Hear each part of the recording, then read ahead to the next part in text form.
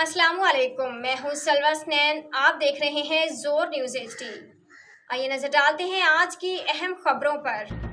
हैदराबाद से खबर शामिल करते हैं जोर न्यूज़ के नुमाइंदे मोहसिन अली से। हैदराबाद लतीफाबाद 10 से 3 चोर चोरी करते पकड़े गए। ये था तीनों अब बनता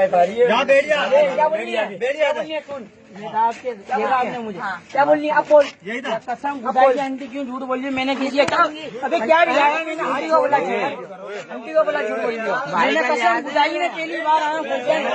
भाई को मारता है ये बात याद रखिए। दब मार रहे हो। क्या नाम है तेरा? नाम क्या तेरा? नाम है मेरा तेरा नाम है? कहाँ रहता है? चुप है। इधर ऊपर रहता हूँ, बन पे लाइट लगवाने आया हूँ भाई के पास। हाँ भाई, क्या नाम है तेरा?